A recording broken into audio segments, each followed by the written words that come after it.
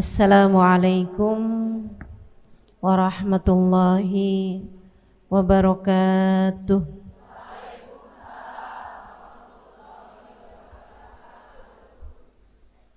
Alhamdulillah.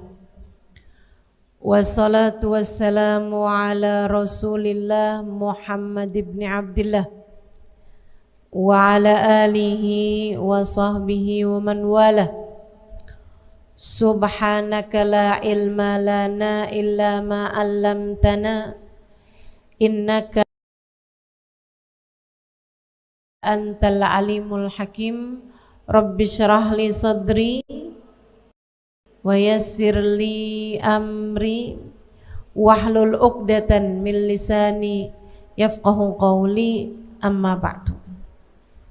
Alhamdulillah, sama-sama kita hormati, kita muliakan Sahibatul Bait, pimpinan Majelis Ta'lim Nurun Nizam, dan juga sahabat Zahra Neng Haji Teh Nur Karyati. Kita doakan beliau beserta seluruh keluarganya, suami, anak, cucu, senantiasa dalam rahmat ridha Allah Subhanahu wa taala. Dipanjangkan umurnya, disehatkan badannya, dimudahkan urusannya, dikabulkan hajatnya, semakin dicinta Allah Subhanahu wa taala dan Rasulnya, dibahagiakan hidup dunia akhiratnya. Segenap hubabah, segenap ibu nyai pimpinan pondok pesantren, dan juga ibu-ibu pimpinan majelis ta'lim, para ustadzah, para syarifah, yang semoga semuanya dirahmati dan dimuliakan Allah Subhanahu wa taala, serta tentu saja semua yang hadir di majelis ini, baik ibu-ibu, kakak-kakak, adik-adik, anak-anak, yang mudah-mudahan semuanya dirahmati dan dicintai Allah, disayangi dan disyafaati Nabi besar Muhammad, dikaruniakan rezeki yang halal, yang thayyib, yang berkah, dikaruniai anugerah yang tak terbatas dunia hingga akhirat insyaallah. Amin ya rabbal alamin. Hari ini pembahasannya mengenai membuka pintu rezeki. Ini kayaknya permintaan orang-orang Purwakarta. Habis lebaran rezeki pada seret ustazah, gitu katanya, betul? Biasanya tuh siklusnya Ramadan buat orang-orang Indonesia, 10 hari pertama Ramadan yang banyak di masjid, 10 hari yang berikutnya yang banyak di mall, di pasar, belanja, beli baju baru. 10 hari yang berikutnya di stasiun, di terminal, di bandara, mau pada mudik gitu ya. 10 hari habisnya lebaran yang banyak di Pegadaian. Duit udah kehabisan, gadai-gadai gelang, kalung, begitu? Enggak, insya Allah. Saudaraku sekalian yang saya muliakan, rezeki itu bukan hanya sebatas uang, bukan hanya sebatas makanan, melainkan manusia itu terdiri dari 3 hal, ketiganya memerlukan rezekinya masing-masing. Manusia disebut manusia karena punya badan. Kalau nggak punya badan namanya hantu. Kita punya badan. Badan perlu rezekinya. Makanan, pakaian, rumah tempat tinggalnya badan. Sekarang ada lagi nih yang dianggap lebih mendesak. Casan.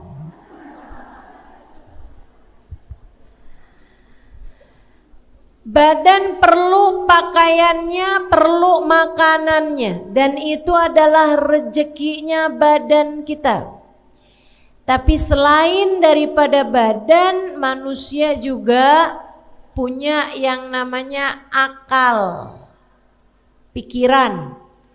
Ini juga perlu rezekinya. Rezekinya namanya ilmu. Perlu nih rezekinya akal kita. Saya ingat kalau saya habis bicara di Malaysia, di Singapura, selesai itu orang kalau salaman sama saya suka bilang, makasih Ustazah, Allah rezekikan saya untuk mendengarkan ilmu Ustazah. Terima kasih, Allah rizkikan saya mendengarkan ilmu Ustazah. Mereka benar-benar menganggap ilmu yang diberi itu adalah merupakan rezeki. Dan memang demikian, sebab akal perlu ilmu. Mudah-mudahan kita semuanya dikaruniai ilmu yang manfaat. Ilmu yang bawa kebaikan, kebahagiaan bagi dunia hingga akhirat. Ilmu yang menjadi hujjah lana, wala taj'alhu hujjah alaina, birahmatika ya arhamar rahimin. Amin ya rabbal alamin. Manusia punya badan, manusia punya akal. Keduanya perlu rezekinya masing-masing. Dan yang ketiga, manusia punya hati. Hati perlu rezekinya. Rezekinya hati banyak. Orang kalau penuh rezeki hatinya, biasanya jadi enggak terlalu perlu sama rezeki badannya. Orang kalau hatinya rezekinya banyak, itu biasanya enggak terlalu memerlukan sama rezekinya badan. Apa rezekinya hati? Yang nomor satu adalah rahmatnya Allah. Rezekinya hati, kasih sayangnya Allah. Hati yang disayangi adalah hati yang dikaruniai rezeki yang paling penuh. Itu sebabnya Allah ketika menyebut Nabi Muhammad dengan bahasa an'amallahu alaihim, orang yang dikasih nikmat, dikasih rezeki yang paling banyak. Padahal secara makanan Nabi Muhammad pernah mengganjal perutnya dengan batu karena 3 hari 3 malam gak makan apa-apa. Padahal kalau secara pakaian Nabi Muhammad memiliki pakaian yang sangat sedikit. Nabi apabila punya sendal yang baru, sendal yang lama disedekahkan. Nabi Muhammad rumahnya sangat kecil, tapi Allah bilang, kamu wahai Muhammad manusia yang dirizkikan nikmat yang paling banyak, rezeki yang paling banyak turunnya kepadamu wahai Muhammad. Kenapa bisa begitu? Padahal kita melihat keterbatasan rezeki secara badan yang Allah SWT berikan kepada baginda kita Nabi Muhammad. Sebabnya adalah karena Allah menjadikan rezeki hatinya Nabi Muhammad penuh. bahkan luber. Allah mengatakan, wa ma arsalnaka illa rahmatan lil alamin. Kami utuskan engkau wahai Nabi Muhammad meluberkan rahmat bagi semesta. Rahmat yang Allah berikan kepada Nabi Muhammad penuh, luber-luber, sampai Nabi Muhammad bisa menjadi orang yang menebarkan kasih sayang Allah kepada kita umatnya. Innama ana rahmatun muhdah, kata Nabi Muhammad alaihissalam, sesungguhnya saya adalah rahmat yang Allah subhanahu wa ta'ala bagikan ke atas muka bumi ini. Itu Nabi kita Muhammad sallallahu alaihi wa ala alihi wa sahbihi wasallam. Manusia yang diberi rezeki yang paling banyak. Jadi Bu, Dek, Nak, kalau kamu lagi ngomongin urusan rezeki, yang kebayang jangan cuma saldo rekening. Yang kebayang jangan cuma uang bisa kamu belikan seblak, bisa kamu belikan makanan, atau bisa kamu belikan pakaian. Yang kamu bayangkan tentang rezeki jangan cuma sekedar apa yang masuk ke dalam perutmu. Itu adalah serendah-rendahnya rezeki. Kata Sayyidina Ali bin Abi Thalib, "Man kana hammuhu batnuhu, kanat qimatuhu ma yakhruj minhu." Siapa yang urusan terpenting baginya adalah isi perutnya, maka nilainya adalah apa yang keluar dari perutnya. Siapa yang urusan paling penting dalam hidupnya adalah apa yang masuk ke perutnya, yang dipikirin cuman makanan mulu. Bis ini makan apa enaknya ya? Nih duduk di majelis dari pagi, yang dipikirin bakso enak nih. Yang dipikirin nih mendung-mendung gini nih, pisang goreng, Indomie pakai rawit. Ada yang begitu? Disindir Mas Sayyidina Ali, nilai kamu adalah apa yang keluar dari perutmu. Apa yang keluar dari perut?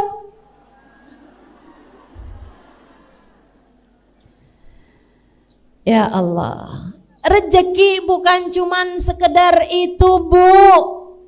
Rezeki bukan cuma itu Dek. Rezeki bukan cuman sekedar makanan. Enggak gitu. Itu termasuk bagian dari rezeki, akan tetapi itu adalah serendah-rendahnya rezeki. Nah kalau minta rizki, minta tuh sekalian rizki yang besar-besar. Bahkan badan kita ini rezeki paling besarnya bukan makanan. Mauan mana punya makanan enak-enak tapi sakit, ama sehat tapi makanannya serba sedikit atau serba terbatas. Mauan mana? Sehat tapi makan enak, katanya iya. Teman-teman seiku sekalian yang saya muliakan, kesehatan itu adalah rezeki yang lebih besar daripada rezekinya makanan gitu. Kita tuh sama Allah kalau dikasih sehat Bu, makan apa aja enak, betul? Saya dulu tidak menyadari ucapan itu sampai umur saya 40 tahun. Udah di atas umur 40 tahun ya Allah, gak boleh salah makan dikit.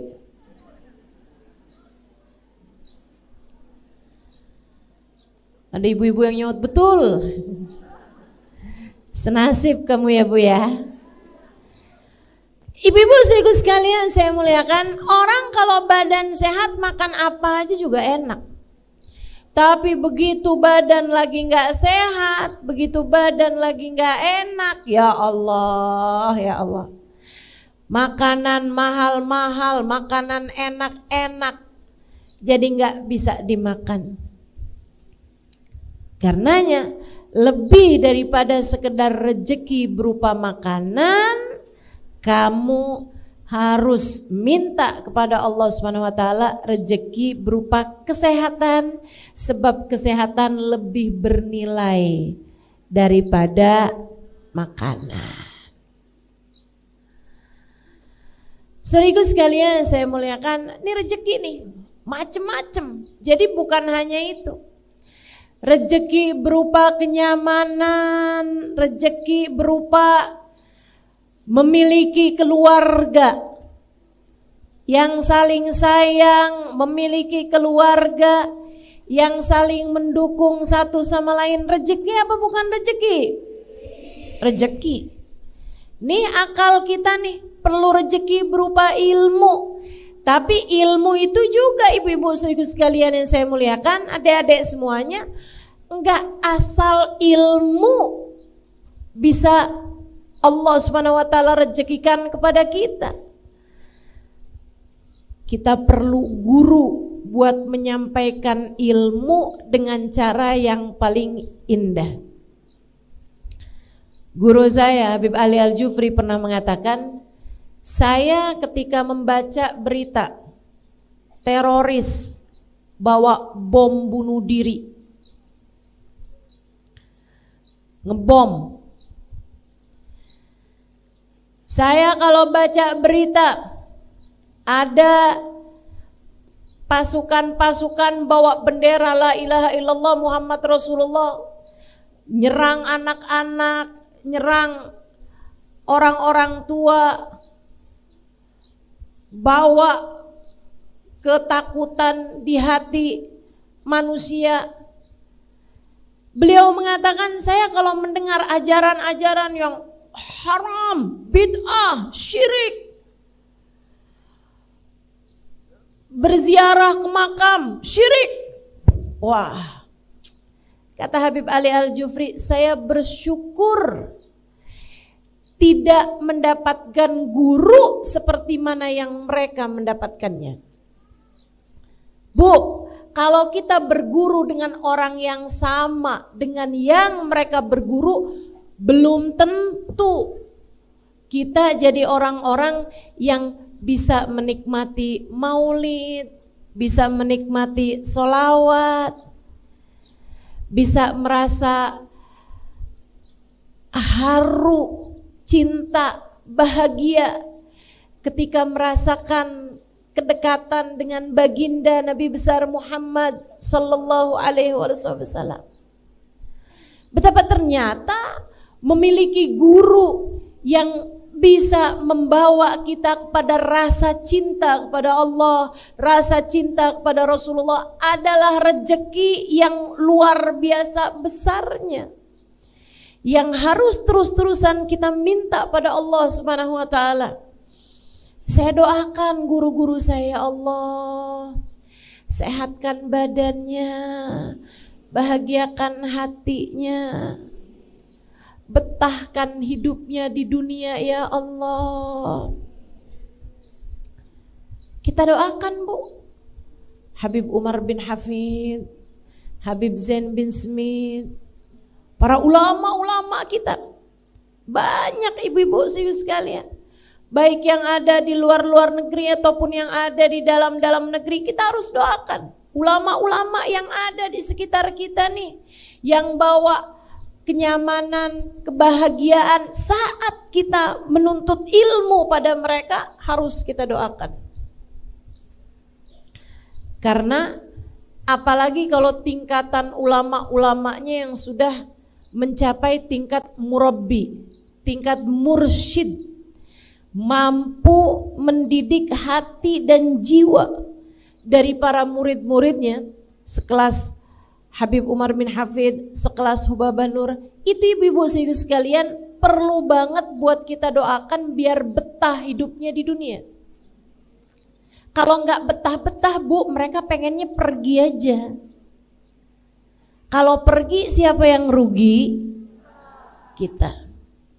Harus kita doakan biar pada sehat, biar pada seneng, biar pada bahagia, biar pada betah kerasan hidup di dunia, biar nggak minta cepet-cepetan berangkat menuju surga Allah Subhanahu wa ta'ala. Rezeki macem-macem. Karenanya untuk rezeki ilmu ini juga ibu-ibu nih punya PR mendoakan anak-anaknya.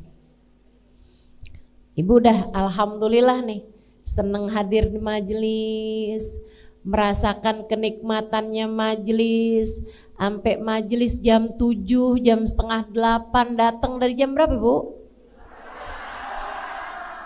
Jam 1 dari kemarin.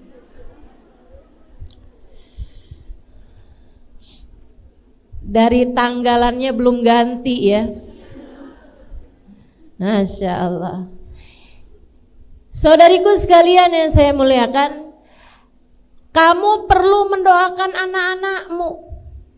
Jangan sampai mereka mendapatkan guru yang salah atau yang tidak membawa kenyamanan atau menyampaikan ilmu dengan cara-cara yang tidak baik gitu. Terus didoain, ya Allah kasih buat anak cucu saya ya Allah guru yang dapat membimbing hati mereka menujumu ya Allah. Nih dengerin bener-bener nih. Kalau kamu doa jangan cuman ya Allah anak-anak saya ya Allah jangan sampai lapar. Anak saya Allah kasih sehat biar pada bisa belajar benar, ujiannya bagus. Jangan cuma sekedar itu ibu-ibu sekalian, doakan juga. Karuniakan kepada mereka ya Allah guru yang soleh, yang mampu mendidik hati mereka menujumu ya Allah. Minta. Itu adalah rezekinya akal. Rezekinya hati. Lebih tinggi lagi. Ibu, nih ya, punya anak sehat, badannya, makannya bergizi, ibu punya uang buat ngasih makanan-makanan yang enak, makanan-makanan yang bergizi. Ibu punya uang buat beliin dia rumah, buat beliin dia, maksudnya rumah tempat tinggal kalian layak dihuni, buat bisa kasih dia pakaian yang layak gitu. Anak-anak ibu bersih, rapi, cakep, sehat badannya, mauan begitu, akan tetapi anak nggak dapat hidayah atau maukan. Mauan mana? Dunia terbatas, tapi anak soleh soleha, nggak tinggal sholat. Bahkan ibu bangun di jam 3 pagi, jam setengah 4 pagi, masih sekitar 1 jam lagi dari adzan subuh. Ibu lihat kok lampunya hidup nih, kamar anak ibu, ibu buka, anak ibu lagi sholat tahajud. Anak ibu lagi baca Quran, anak ibu lagi berdoa. Bu, tapi dia keadaannya serba terbatas. Misalnya kamu gak punya banyak rezeki secara untuk makanan, pakaian, tempat tinggal, tapi punya anak-anak yang soleh-soleha, mauan mana kamu? Rezeki yang seperti itu atau semuanya serba dikasih Allah banyak-banyak? Makanan banyak, ada kendaraan, ada rumahnya besar semuanya.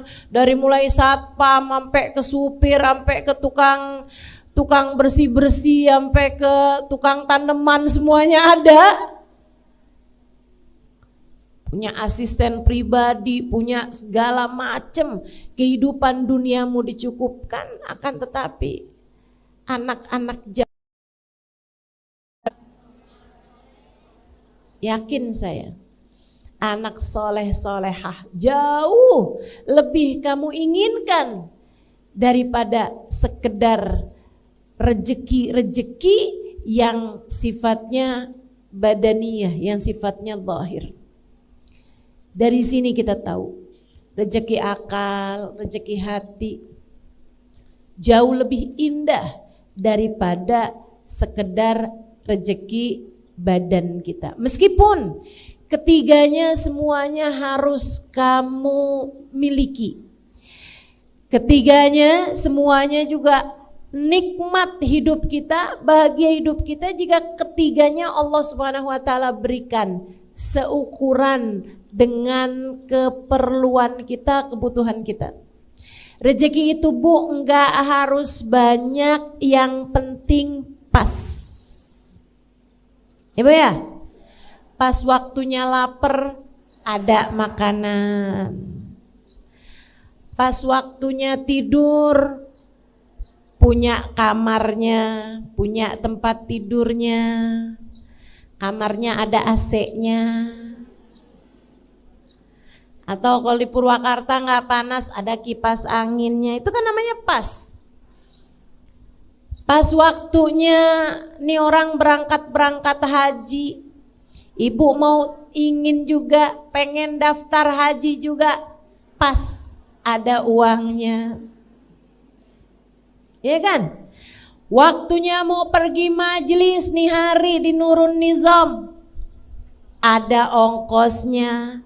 Kan begitu? Pas. Tapi kalau misalnya rezekinya banyak tapi nggak pas, ini yang nggak enak nih Bu nih. Rezekinya sih banyak, duitnya banyak nih, waktunya mau pergi pengajian ada aja. Segala udah jalan naik sepeda motor, sepedanya bannya pecah. Ada aja gitu penghalang-penghalang dari mendapatkan kesenangan dan kebahagiaan. Makanya bukan itu yang kita minta. Yang kita minta itu rezeki yang pas. Itu pula yang diminta oleh baginda kita Nabi besar Muhammad sallallahu alaihi wasallam untuk rezeki keluarganya. Allahumma ja'al rizqa ali Muhammadin kafafa. Ya Allah, jadikanlah rezekinya keluarganya Muhammad adalah rezeki yang cukup. Yang diminta cukup sama Nabi, bukan berlebihan, bukan banyak, akan tetapi menenggelamkan. Karena rezeki yang penting cukup, yang penting pas.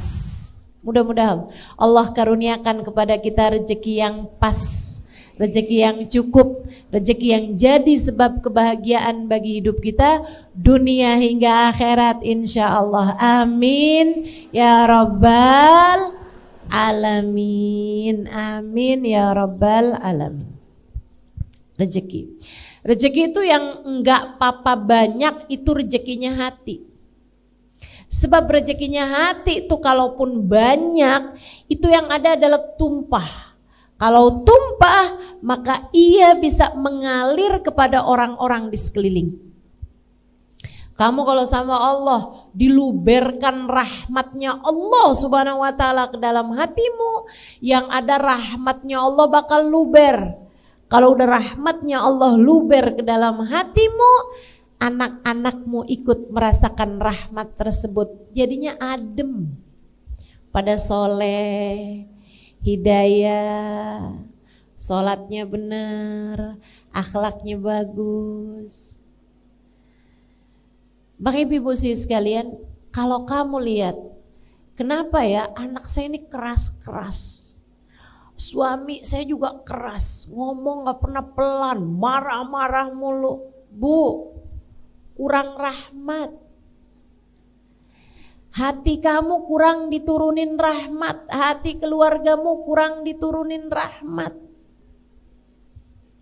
Kamu kurang rezeki berupa rahmatnya Allah subhanahu wa ta'ala. Orang kalau diturunin rahmatnya Allah, kasih sayangnya Allah penuh dalam hatinya, kasih sayang tersebut membuatnya akan menyayangi siapapun dan membuatnya tak tega menyakiti siapapun. Orang kalau besar rahmatnya Allah dalam hatinya, dia akan menyayangi siapapun dan apapun dan akan membuatnya tak sampai hati menyakiti siapapun dan apapun. Bahkan kepada binatang sekalipun dia tak sampai hati menyakitinya. Ibu-ibu sekalian saya muliakan, Habib Ali Habsyi, penulis Maulid Simtud Durar, itu ibu, beliau mengatakan, sepanjang hidup saya di kota Sewun tidak ada orang yang bertengkar. Kenapa bisa begitu? Dari besarnya rahmat, dari besarnya rejeki berupa rahmat yang Allah Subhanahu wa taala turunkan ke dalam hatinya Habib Ali Al-Habsyi. Masya Allah, Masya Allah. Ibu liatin tuh, anak-anak ibu pada suka bertengkar apa enggak? Yang enggak salahin emaknya juga heeh. Kenapa ya Ustazah, anak saya kalau ngomong kasar? Kamu bagaimana? Iya sih. Ya enggak salah. Kurang rahmatnya Allah Subhanahu wa taala. Ayo nih, kita perlu nih semua rezeki-rezeki ini. Gimana nih cara ngebuka rezeki-rezeki ini nih? Termasuk nih adik-adik jomblo nih. Sampai setiap majelis kalau udah waktunya doa, ya Allah jodoh ya Allah. Anaknya Pak Lurah cakep tuh ya Allah. Baik juga kelihatannya. Jodohin saya sama dia ya Allah. Kalau enggak sama dia yang mirip sama dia ya Allah. Daripada susah-susah dia aja deh ya Allah.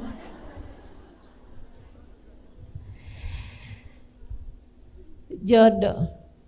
Itu juga teman-teman, urusan jodoh juga nih. Enggak penting banyak. Enggak penting banyak, enggak penting besar. Badannya XXL gitu enggak penting. Yang penting adalah pas. Dan bukan urusan cepat atau lambat. Yang penting adalah tepat. Pas itu tadi. Pas. Pas buat kamu gitu. Pas buat orang tersebut. Suami istri itu yang penting bukan pintar, yang penting bukan kaya, yang penting bukan bisa segala macam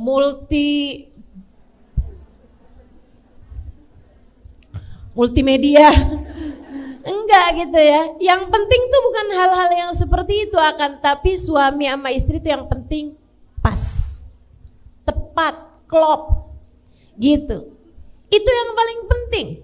Dan itu juga bagian dari rizki, bagian dari rejeki. Sama halnya dengan anak-anak itu juga rejeki, Bu. Anak itu juga rejeki. Dan seperti yang tadi saya sampaikan, rejeki itu enggak penting banyak. Ya Allah, kasih saya anak 12. Enggak penting banyak anak itu, bukan. Yang penting adalah pas. Yang penting adalah yang tepat.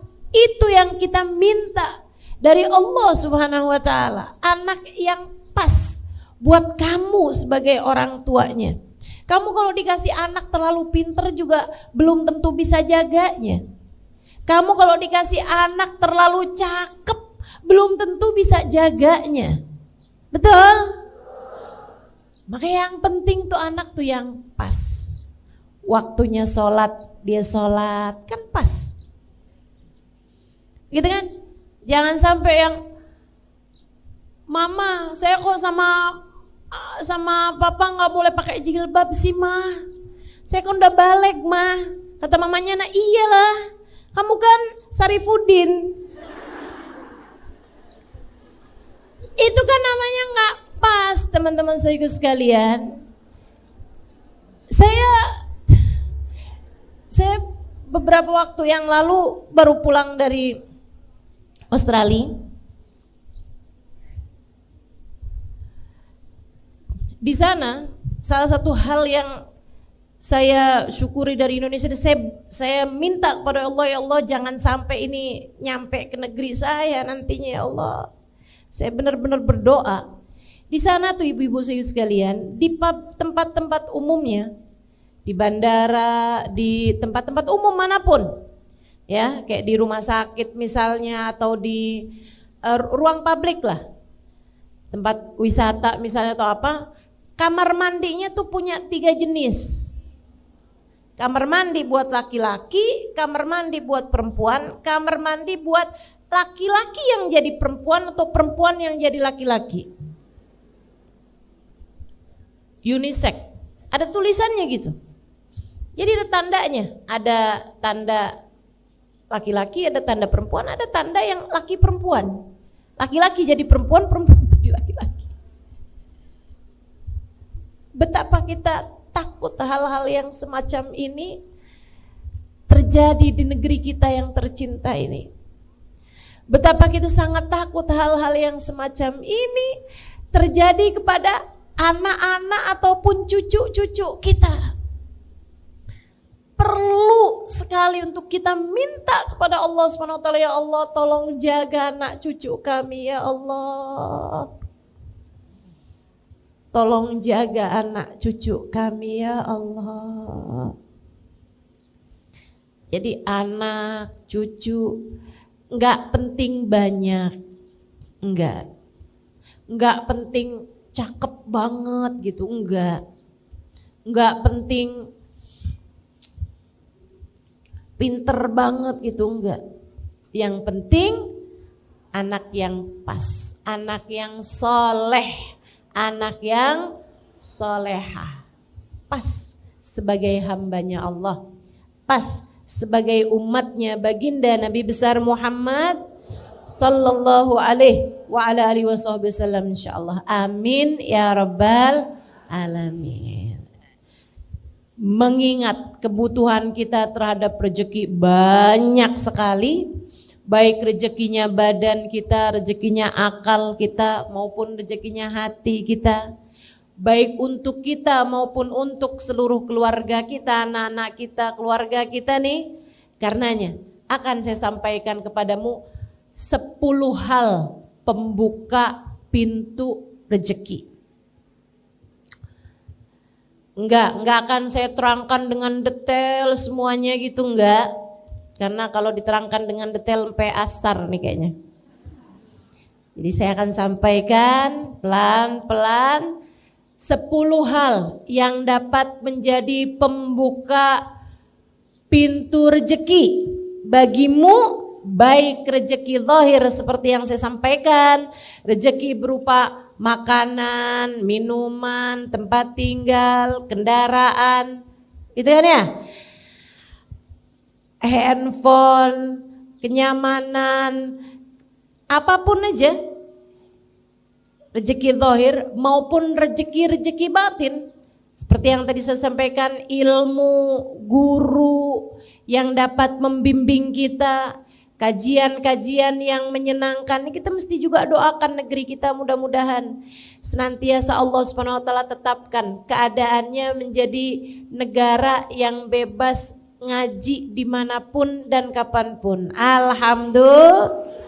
Kita minta sama Allah SWT, tetapkanlah rezeki yang ini ya Allah, tetapkanlah rezeki yang ini. Karena saya banyak jalan kemana-mana ibu-ibu sekalian, bukan mudah untuk sebuah negara memperkenankan rakyatnya untuk mengadakan kajian-kajian secara umum seperti kita ini. Susah. Saya kalau mau ngisi di Singapura 6 bulan sebelumnya mesti tanda tangan banyak banget. karena dimintakan perizinan kepada negaranya. Untuk bikin satu acara itu dimintakan kertas yang sangat banyak sekali, harus ditandatangani secara langsung oleh pihak yang akan membuat acara tersebut atau mengisi acara tersebut. Bukan mudah. Itu pun juga nggak bisa pakai sarana-sarana umum seperti kita semacam ini gitu ya. Maksudnya nggak orang duduk sampai di jalan-jalanan itu nggak bisa tuh, mereka tuh harus ngadainnya di tempat yang memang kayak gedung atau tempat-tempat pertemuan atau sekurangnya masjid gitu kan. Itu yang diperkenankan gitu. Sangat sulit sekali kalau ibu pergi ke negara-negara, bahkan kayak negara-negara Saudi Arabia, Abu Dhabi gitu ya, Uni Emirat Arab, juga bukan mudah untuk mengadakan kajian-kajian umum semacam ini.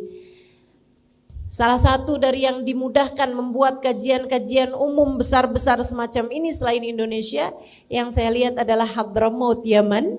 Di sana juga sama nih kayak begini nih, Habib Umar bikin majelis di pasar, Habib Umar bikin kajian-kajian di mana-mana saja tempat, dan bahkan masjid-masjid mereka mengadakan hataman Al-Quran sampai ke jalan-jalanan, semuanya penuh orang, pemandangan yang luar biasa indahnya.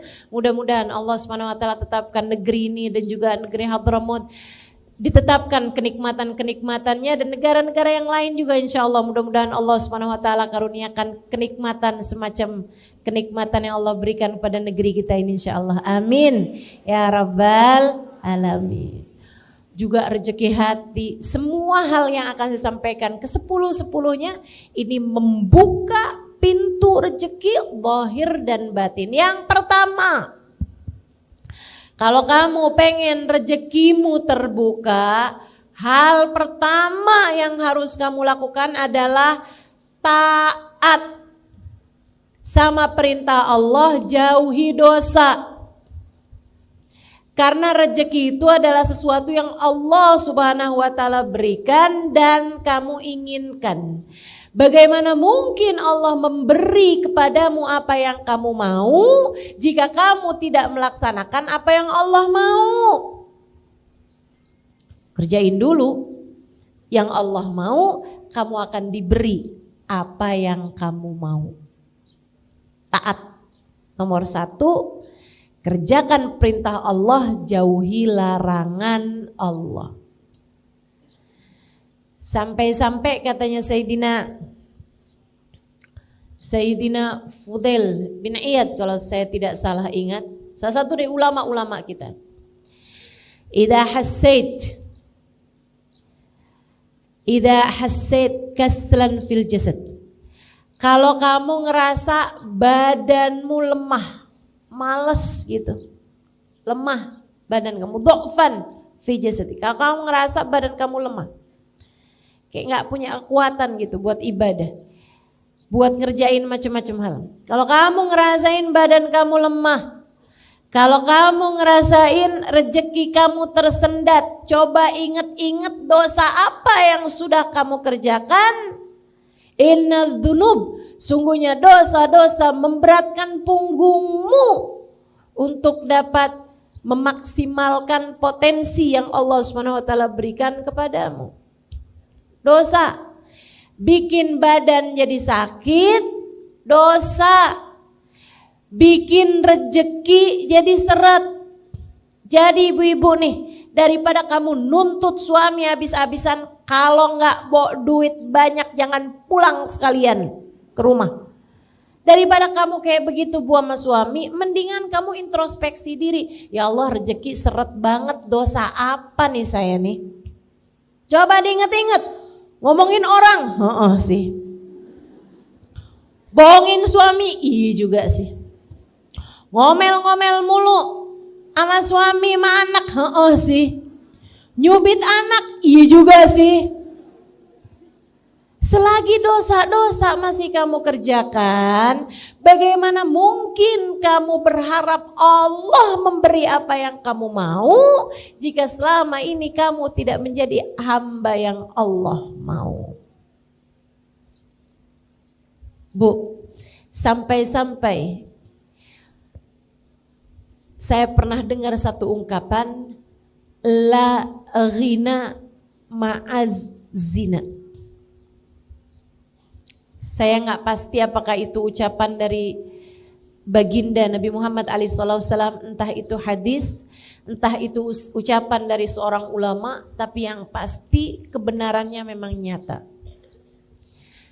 La faqra ma'az zina, la faqra ma'ad-duha, kama la ghina ma'az zina.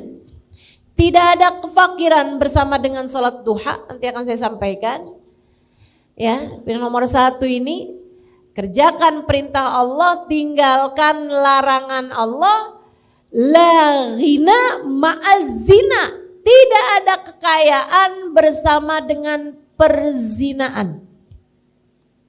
Hisan wa makna, kata guru saya, guru kita Habib Umar bin Hafid.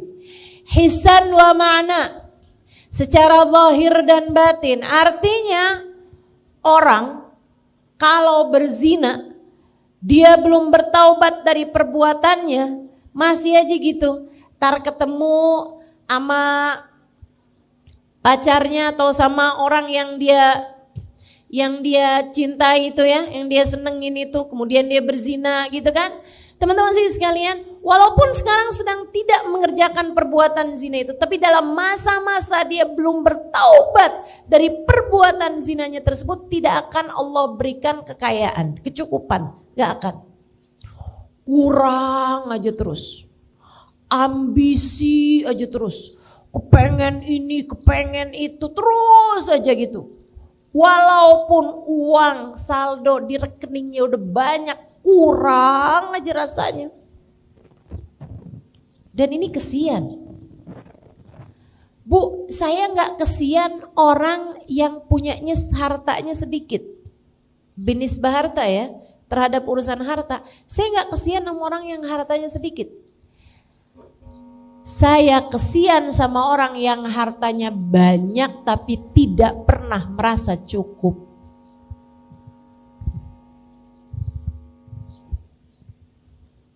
Saya kesian sama orang yang hartanya banyak tapi tidak pernah merasa cukup. Terus aja ambisi, sampai curigaan mulu. Kalau dia perempuan kan, curiga aja sama HP suaminya, curiga aja nih suaminya pergi kemana nih, hidupnya blingsatan, takut setengah mati.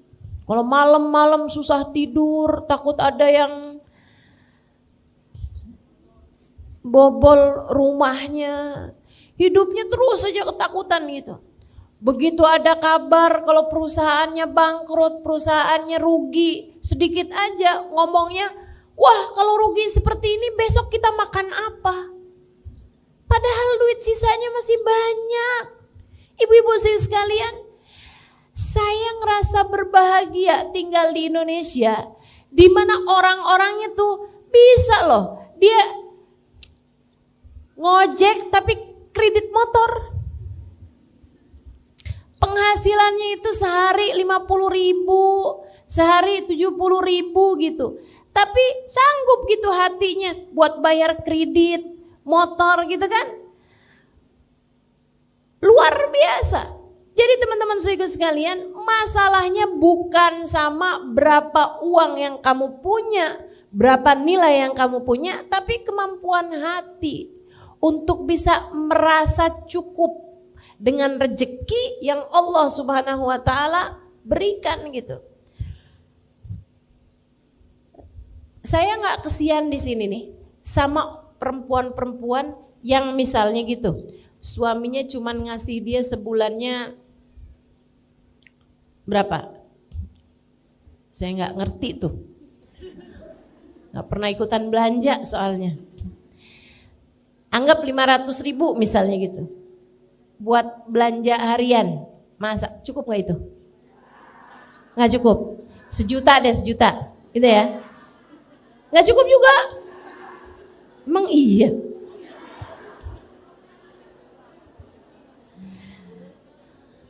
Sebulan nggak cukup, oke.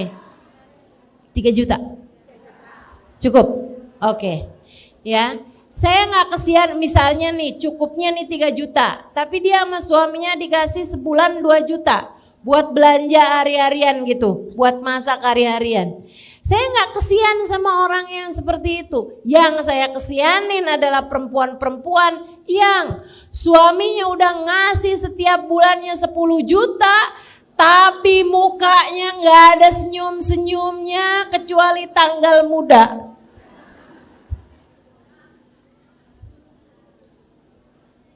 Ya ampun, kamu kok transfernya cuman segini nih? Saya nanti bayar arisannya dari mana? Saya nanti nongkrong di mallnya dari mana? Saya nanti buat bayar ini, buat bayar itu. Ya Allah, ya Allah. Jadi teman-teman saya sekalian, tuh dia tuh masalahnya ya. Orang kalau nauzubillah berbuat perzinaan dan dia belum bertaubat dari perzinaannya, itu walaupun dikasih seberapa hatinya nggak akan pernah merasa cukup. Dan itu adalah siksaan paling menyiksa terhadap urusan rezeki. Yang tersiksa tuh bukan yang dikasih rezeki yang sedikit, Bu. Akan tetapi yang tersiksa itu orang yang dikasih rezeki seberapapun gak pernah merasa cukup. Dia orang yang jauh lebih tersiksa. Dan itu orang kalau berzina, naudzubillah min dzalik, sama Allah dikasih hukuman hati yang tidak pernah merasa cukup. Itu namanya hissi. Itu namanya sesuatu yang maknawi, sesuatu yang secara batinnya, sementara zahirnya juga. Guru saya Al-Habib Umar bin Hafid mengatakan, orang kalau berzina belum bertaubat dari perbuatan zinanya, dalam masa-masa perzinahan tersebut pasti sama Allah dikasih waktu di mana dia kelaparan, pengen makan, kehausan, pengen minum, nggak ada yang bisa memberikannya pada saat itu. Nggak dia punya saat itu sampai dia harus menengadahkan tangannya meminta kepada orang lain. Walaupun sebanyak apapun uangnya. La ghina ma'az zina. Tidak ada kekayaan, kecukupan bersama dengan perzinaan. Mudah-mudahan Allah jauhkan kita dari dosa zina dan dosa apapun yang menjauhkan kita dari rahmatnya Allah Subhanahu wa taala insyaallah. Amin ya rabbal alamin. Adik-adik saudara sekalian saya muliakan, ini saya sampaikan kepada adik-adik nih, Dek.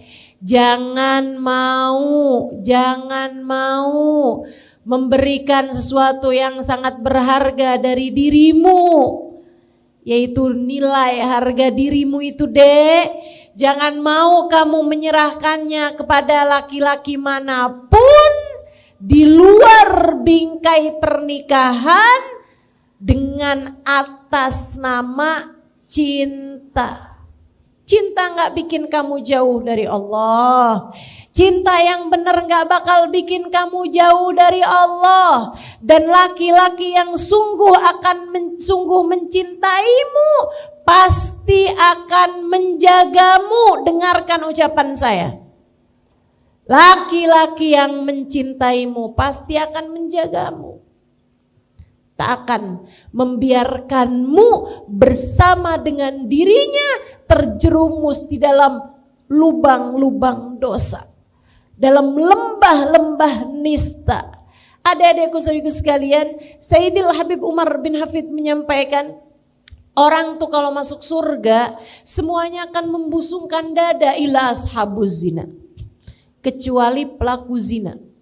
Andai Allah sudah menghapuskan dosa-dosanya dengan dia berada di dalam neraka karena dia matinya bawa iman, misalnya nih umat Nabi Muhammad ngerjain zina, dia dimasukkan ke dalam api neraka untuk waktu yang cukup lama sampai kemudian udah waktunya dia masuk ke dalam surga. Karena bagaimanapun dia matinya membawa iman, dia akan menjadi orang yang masuk surga dengan menundukkan kepala.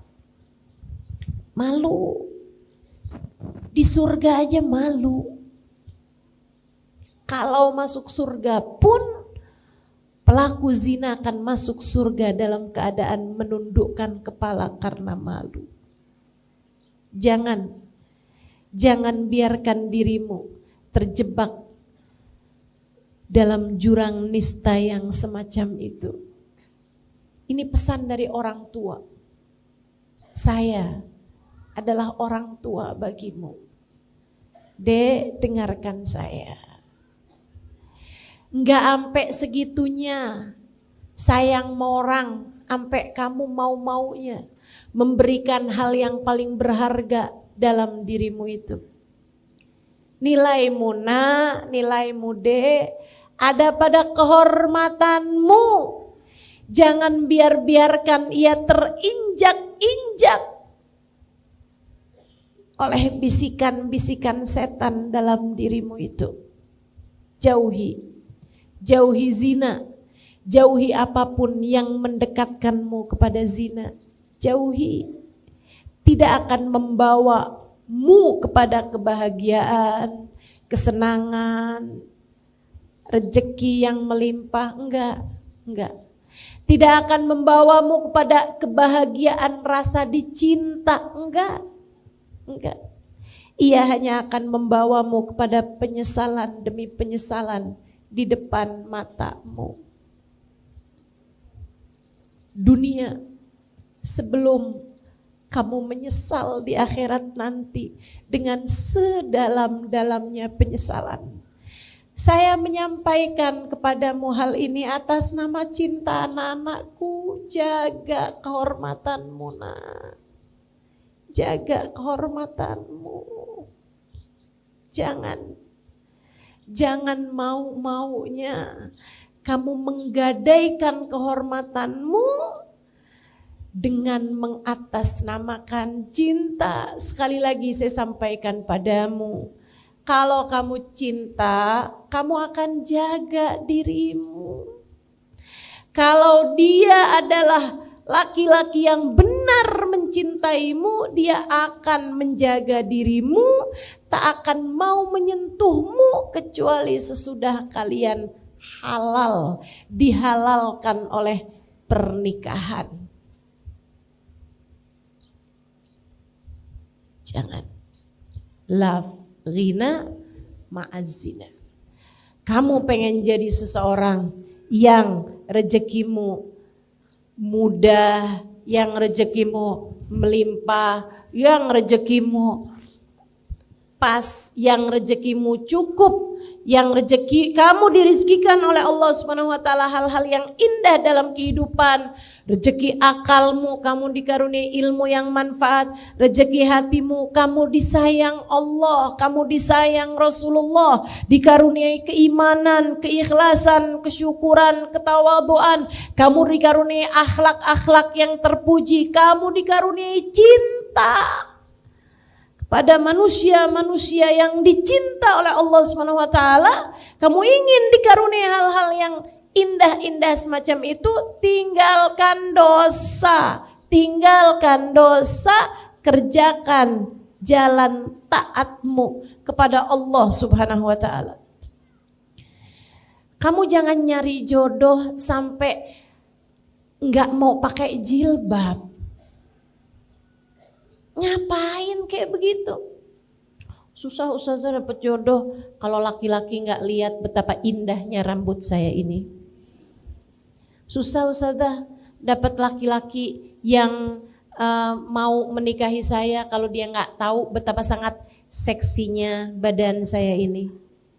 Kalau pikiranmu seperti itu, kamu hanya akan bertemu dengan laki-laki yang hanya akan memandang tubuhmu dan akan memandang kecantikanmu semata sebagai sebab dia mencintaimu. Dan yang di luar sana yang lebih cantik darimu banyak, Yang di luar sana yang badannya lebih bagus dari kamu banyak.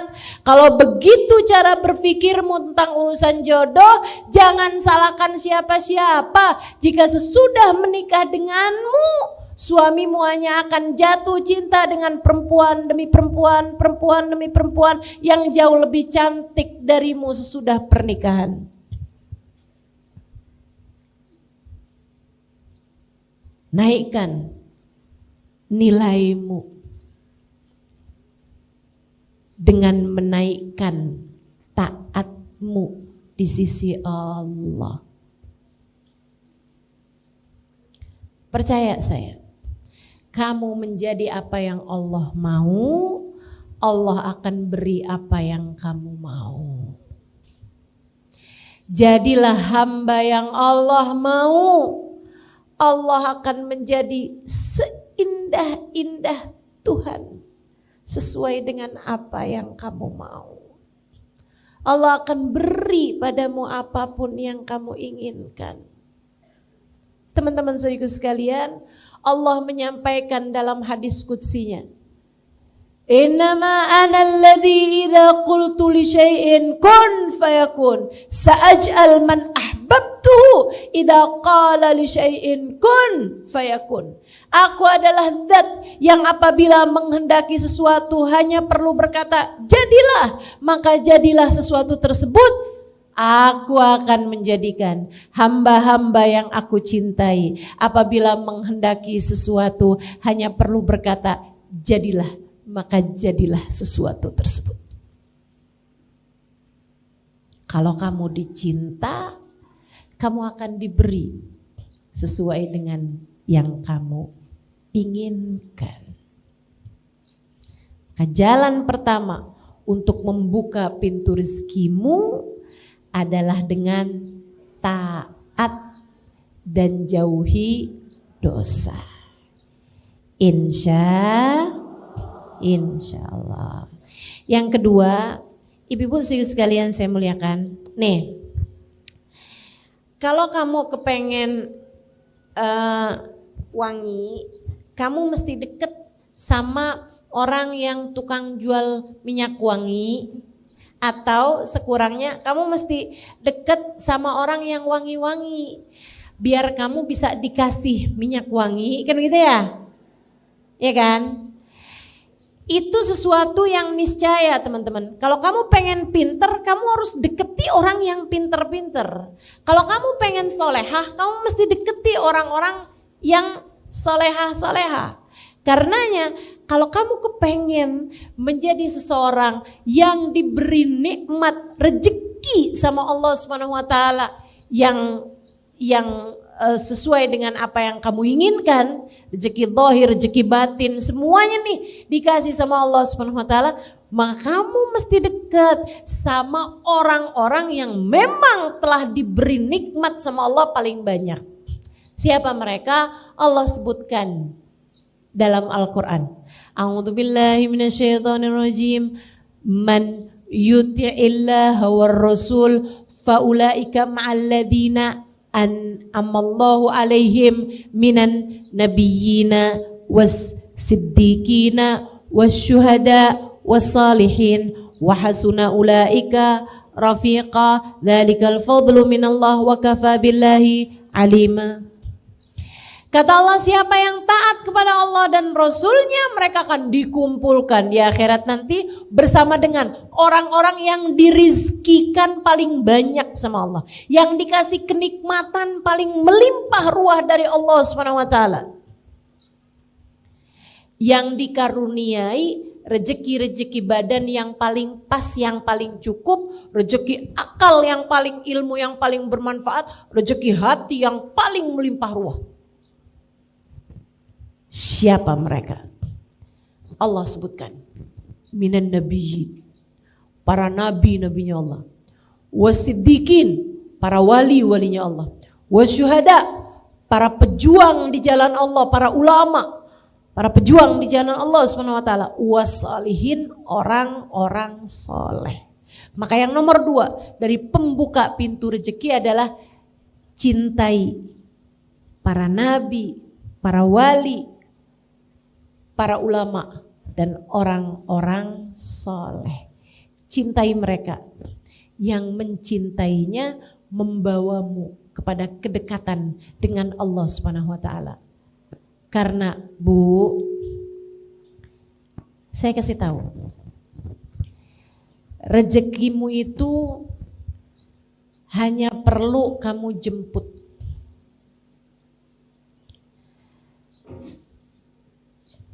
Kalaupun kamu tidak tahu rezekimu ada di mana, rezekimu tahu kamu ada di mana. Ia akan sampai kepadamu mau tak mau. Masalahnya di mana alamat rezeki? Sumber rezeki itu di mana? Sumber rezeki ada pada Allah Subhanahu wa taala yang telah menamakan dirinya Huwar Razzaq Dzul Quwwatil Matin. Dialah Allah satu-satunya sang pemberi rizki, dialah pemilik kekuatan tertinggi. Kamu pengen rezekimu seperti yang kamu inginkan, maka dekatilah orang-orang yang memang telah dekat dengan Allah Subhanahu wa taala. Cintai Nabi Muhammad. Cintai Nabi Muhammad. Orang yang di hatinya enggak punya rasa cinta kepada Nabi Muhammad dari umat Nabi Muhammad, andai pun rezeki badannya sama Allah diberikan kecukupan sekalipun, rezeki yang di dalam sini enggak akan pernah diberi oleh Allah Subhanahu wa taala. Karenanya pengen anak-anakmu hidayah, soleh, baik, benar. Pengen kamu disayang sama suamimu, dicintai sama suamimu. Suamimu cintanya sama yang halal-halal, kamu pun juga begitu. Kamu kepengen agar hatimu tidak diberi rasa cinta kepada yang tidak dihalalkan oleh Allah Subhanahu wa taala bagimu. Cintai orang-orang yang dekat dengan Allah Subhanahu wa taala. Cintai Nabimu Muhammad sallallahu alaihi wasallam. Orang kalau di hatinya ada cinta kepada Nabi Muhammad, Allah enggak bakalan tega ngasih dia kesusahan dalam hidup. Bu, ama orang yang sayang sama anak kamu.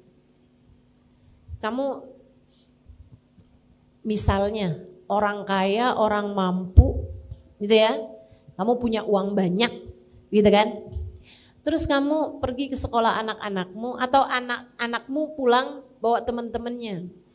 Terus kamu lihat di antara teman-temannya tuh ada anak-anak yang sayang banget sama anak kamu gitu. Sayang banget sama anak kamu. Dia berusaha untuk melakukan apapun yang dimauin sama anak kamu gitu. Seneng banget dia. Ibu-ibu, saudariku sekalian yang saya muliakan. Kalau kamu hari itu masak, kalau hari itu kamu beliin makanan buat mereka, kalau hari itu kamu nyenengin ajak jalan-jalan, kira-kira nih di antara anak-anak temen-temennya anak-anak kamu itu, di antara temen-temennya anak kamu, siapa yang akan kamu ajak? Yang suka ngusilin anak kamu atau yang sayang sama anak kamu? Yang sayang sama anak. Kenapa begitu?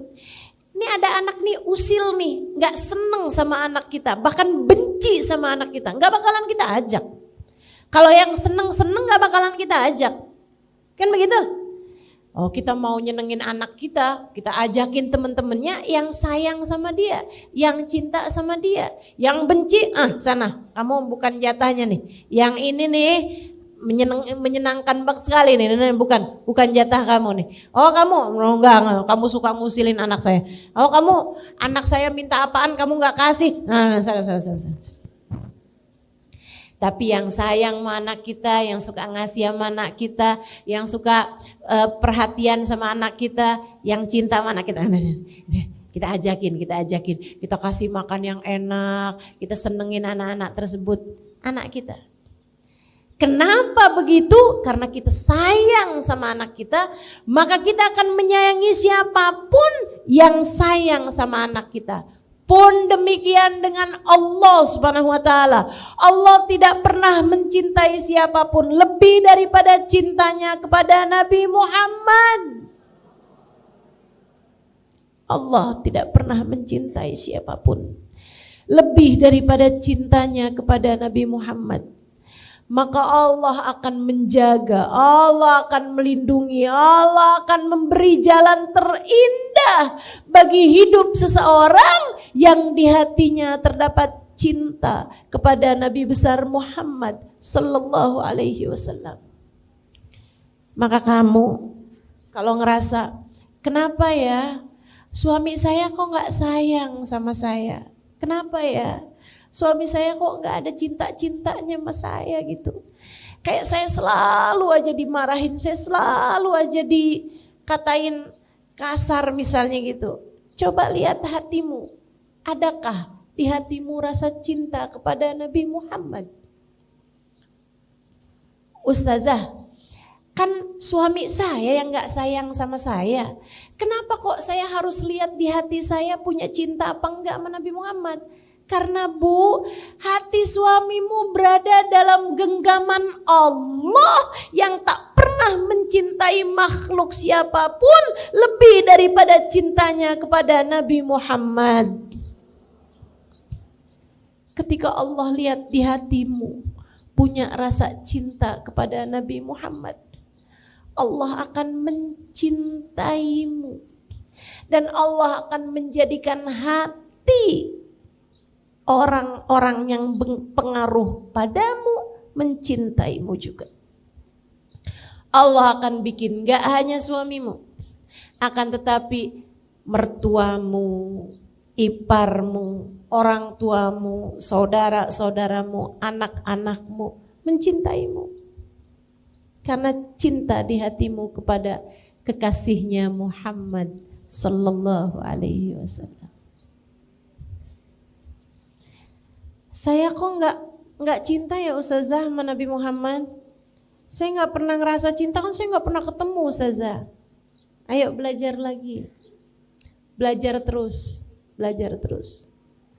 Dengerin kajian-kajian dari orang-orang yang sudah punya rasa cinta kepada Nabi Muhammad. Dengerin kisah-kisah indah tentang Nabi Muhammad. Terus pelajarin. Belajar cinta, hatimu tuh diajarin biar mencintai yang semestinya dicinta. Nanti kalau udah ngerasain cintanya, nah kamu akan perhatikan. Anak-anak kamu mulai berubah. Kamu dirizkikan baktinya anak-anakmu padamu. Karena cintamu kepada kekasihnya Muhammad sallallahu alaihi wasallam. Mencintai Nabi, mencintai para sahabat Nabi, mencintai para ulama-ulama, mencintai guru-guru, mencintai orang-orang soleh. Mencintai orang-orang soleh. Itu bawa kepada rizki yang bahkan bukan cuman rizki zahir, akan tapi rizki batin. Makanya teman-teman sekalian, ada hadis bunyinya begini nih, dengerin saya. Ini penting karena banyak terjadi nih. Katanya Nabi Muhammad alaihissalam, sayati zaman ala ummati yafirruna minal ulama faablahumullah thalath baliyat. Akan datang waktunya umatku mereka benci sama ulama, lari-lari menjauh dari ulama tersebut, nggak kepengen kenal, nggak kepengen deket, bahkan benci hatinya sama orang-orang yang membawa kedekatan kepada Allah Subhanahu wa taala, para pejuang di jalan Allah.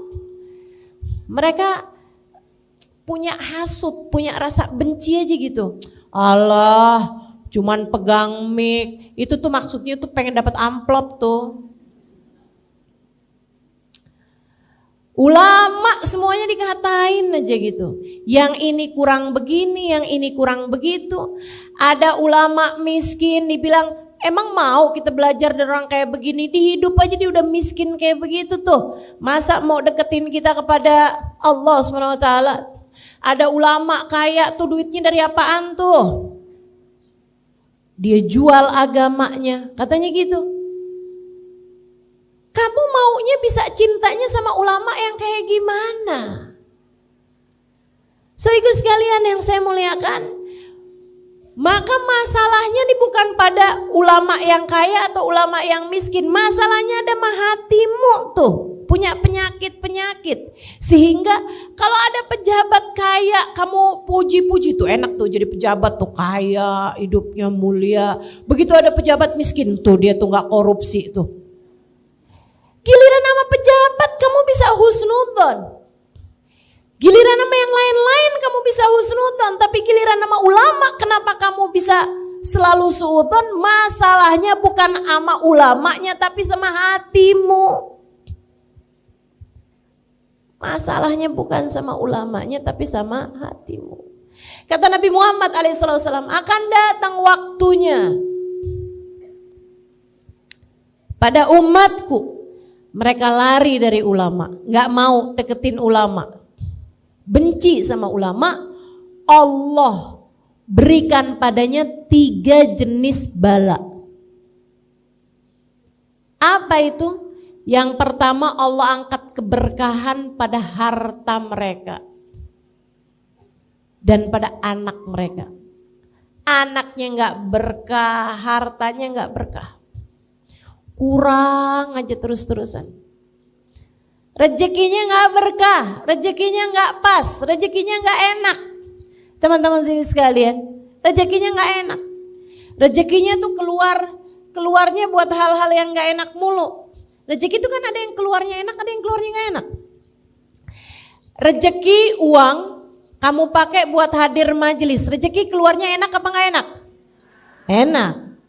Saudaraku sekalian, ada orang yang anaknya ketabrakan atau anaknya nabrak, kemudian dia harus bayar ganti rugi sama yang ditabrak sama anaknya. Harus keluar duit juga gitu kan. Enak apa gak enak? Gak enak. Rezeki itu keluar ada yang enak, ada yang gak enak. Makanya saudaraku sekalian, ini orang-orang yang diangkat berkah dari rezekinya, itu keluar rezekinya gak enak mulu. Di jalan yang gak enak terus-terusan. Na'udzubillah min dzalik. Uangnya banyak tapi kepakainya nih buat bayar pengacara, buat urusan rebutan warisan. Ya Allah, gak enak bener. Gak enak bener. Bayar pengadilan untuk urusan tuntutan-tuntutan dari orang lain. Cemaran nama baik lah, apalah segala macam. Itu gak enak banget keluar duitnya. Apalagi kalau uangnya dikeluarkan buat ngeluarin anak dari penjara. Na'udzubillah, na'udzubillah. Allah kasih bala 3 jenis bala. Kalau kamu gak cinta sama ulama, apa itu? 1, diangkat berkah dari hartanya. Rezekinya gak ada berkahnya, gak ada enak-enaknya rezekinya. Yang kedua, Allah akan kasih pemimpin yang zalim. Pemimpin yang zalim itu gak harus kepala negara atau kepala pemerintahan gitu, enggak harus. Tapi kalau dia perempuan punya suami yang zalim, kalau dia laki-laki gitu kan punya atasan tempat kerja yang zalim, yang gak sayang sama dia, ada aja. Akhirnya hidupnya terjajah sama orang, teman-teman sekalian. Itu kalau gak cinta sama ulama. Dan yang ketiga, ini yang paling menyeramkan, orang kalau gak cinta sama ulama, kata Nabi Muhammad SAW, Allah angkat iman dari dalam hatinya sesaat sebelum dia mati, sehingga dia mati dengan tidak membawa iman. Dia mati bukan sebagai umatnya Nabi besar Muhammad sallallahu alaihi wa ala alihi wa sahbihi wasallam. Maka hal kedua yang harus kamu lakukan untuk membuka pintu rezekimu adalah cintai orang-orang saleh, cintai para ulama, cintai para wali-walinya Allah Subhanahu wa taala, dengan kamu senang berziarah ke makam mereka yang meninggal dunia, dan kamu senang untuk mendatangi majelisnya para ulama-ulama yang masih hidup di atas muka bumi, dan cintain yang nomor satunya adalah baginda Nabi besar Muhammad sallallahu alaihi wa ala alihi wasallam. Yang ketiga,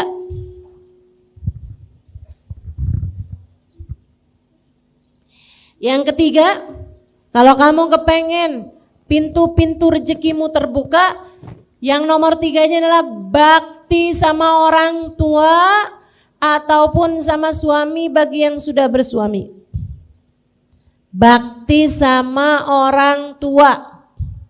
Kamu gak bisa ngarep kamu dikasih rejeki yang mudah, rejeki yang menyenangkan, selagi kamu menjadi anak yang durhaka sama orang tua. Yang baik sama orang tua, yang bakti sama orang tua. Belajar buat bisa menyenangkan, membahagiakan hati orang tuamu. Kalau sama orang tua itu jangan sok jadi ustazah. Kalau sama orang tua itu jangan sok jadi pemerintah. Kalau sama orang tua itu datanglah kepada orang tua sebagai seorang anak. Anak itu setua apapun tetap aja anak bagi orang tuanya. Setua apapun kamu gak akan pernah lebih tua dari orang tuamu. Ya kan? Kecil aja kita. Mau setua apapun juga. Saya ingat dulu mau umi saya suka nanya gitu. Umi ini mesti gimana ya Im? Katanya sama saya. Coba nasehatin umi mesti gimana? Ini kan umi lagi memposisikan saya sebagai ustazah. Mana ada umi nanya gitu sama anaknya? Tapi saya gak pernah datang pada umi saya, gak pernah saya jawab umi saya dengan jawaban ustazah. Saya kalau ditanya sama umi saya, umi mesti gimana ya Im? Saya sampaikan pada umi saya, umi mesti sehat. Umi mesti sehat. Umi mesti sehat. Biar umi bisa enak ibadah, biar umi bisa enak doain kami anak-anak umi.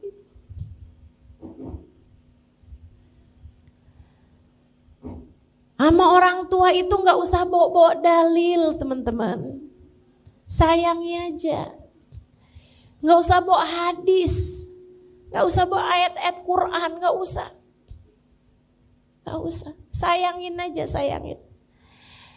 Tapi ibu saya gak mau sholat ustazah. Doain. Linangan air matamu meminta kepada Allah Subhanahu wa taala, ya Allah, saya sayang ibu saya, ya Allah, saya sayang mama saya, ya Allah. Maka jangan biarkan ia berada dalam neraka-Mu di akhirat nanti. Selamatkan ia darinya, berikanlah hidayah-Mu padanya. Linangan air matamu mendoakan orang tuamu punya nilai sangat besar di hadapan Allah. Lebih daripada ceramah-ceramah yang kamu sampaikan, lebih daripada kamu menyampaikan dalil apapun kepada orang tuamu itu.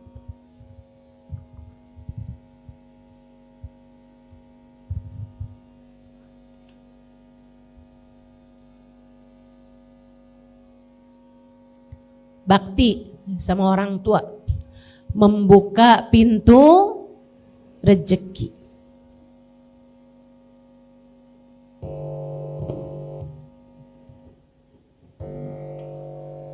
Nih buat adik-adik jomblo, para jombloers, kamu salah satu dari hal yang bisa bikin kamu mudah-mudahan deket dengan jodoh yang soleh. Nih yang amin kenapa emak-emak ya?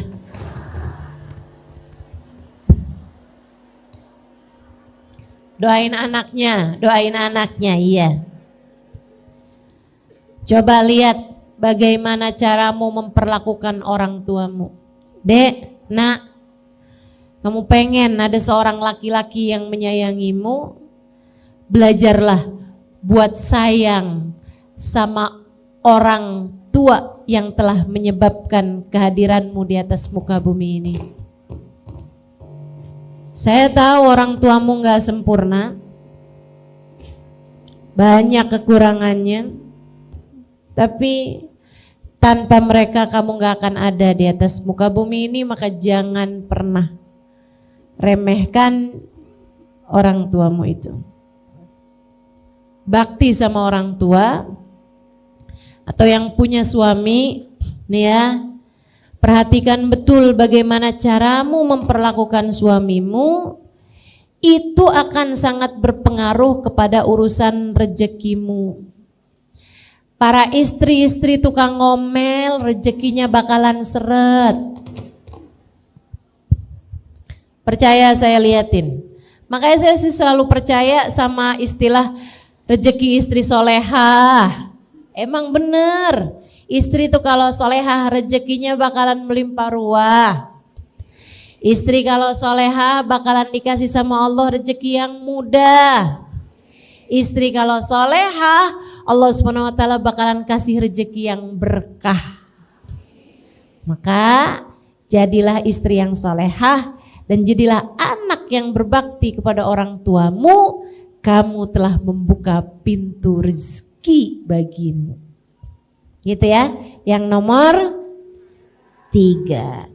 Yang nomor 4, kamu kalau kepengen rezekimu itu juga luas, gampang, mudah, berkah, membuka pintu-pintu rezeki, silaturahmimu dijaga.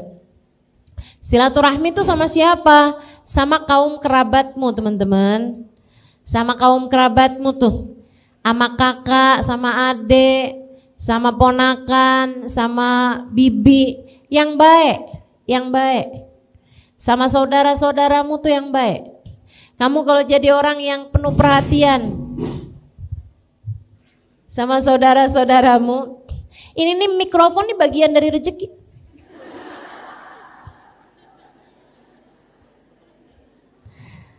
Ya ini rezeki saya nih hari ini. Ya udah mesti terima gitu kan. Iya, saya sih nerima, nggak tahu ibu-ibu. Dari tadi yang kenapa sih nih? Nah, apa-apa Bu ya. Orang udah mengusahakan yang terbaik, insyaallah. Bagaimanapun semuanya ada di tangan Allah Subhanahu wa Ta'ala. Allah lah sang pemberi rizki. Tuh kan, kalau kita terima rezekinya jadi bagus. Gitu ya. Silaturahmi dijaga, silaturahmi. Sama kakak, sama adik itu yang baik. Kamu kalau ingat saudara kamu, ingatnya gini nih. Teman bisa datang dan pergi. Tapi saudara kalau hilang, di mana kamu bisa cari? Saudara kamu kan cuman itu-itu aja Bu. Kamu gak bisa pilih-pilih saudara. Itu siapa sih ngeliatin kamu mulu? Oh itu dulu kakak saya. Sekarang udah jadi mantan. Emang bisa begitu? Gak bisa. Kamu kepengen rezekimu jadi mudah, silaturahmimu tuh harus tersambung sama saudara-saudara yang baik-baik. Yang baik sama saudara, jangan tinggalin saudaramu. Kamu kalau lagi dapat kelebihan rezeki, bagi, dahulukan saudara-saudaramu. Cari tahu keadaan saudara-saudaramu. Siapa yang sedang membutuhkan, bantuin. Jangan takut, jangan takut. Ustazah saya punya saudara jahat-jahat semuanya. Warisan saya ustazah dia kuasain. Misalnya, Bu, kalau saya sih ya Bu ya, urusan harta tuh Bu tuh, yang hilang bisa dicari. Iya kan? Urusan harta tuh Bu bisa datang dan pergi. Tapi saudara tuh kalau kita kehilangan, kita gak bisa dapetinnya lagi. Jadi kehilangan harta gak apa-apa, jangan bikin kamu kehilangan saudara. Orang gak akuran sama saudara gara-gara urusan warisan, jangan. Kalau ada saudara kamu mau ngerebut warisan, biarin. Yang penting kamu jangan pernah melakukan hal itu terhadap saudara-saudarimu itu. Kalau ada di antara saudara-saudarimu, kamu tahu ngambil sesuatu dari hartamu, ini pesan dari orang yang sangat saya sayangi. Kalau kamu tahu saudaramu ada yang ngambil sesuatu dari hartamu tanpa seizin darimu, mencuri misalnya, ngambil harta kamu misalnya, buruan halalin. Buruan hati kamu tuh bilang, ya Allah saya sudah menghalalkannya ya Allah. Saya sudah menghalalkannya ya Allah, jadikanlah itu sebagai sedekah saya buat dia ya Allah. Jadikanlah itu sebagai hadiah saya buat dia ya Allah, saya sudah menghalalkannya. Buruan halalin. Kenapa gitu? Biar dia jadi harta yang bagus buat saudaramu itu. Nanti kalau hartanya bagus, bakalan perbuatannya, keadaannya juga bakalan jadi bagus. Tapi kalau kamu selalunya itu nggak menghalalkan, apalagi kalau sampai kayak begini, punya saudara begitu modelnya maling,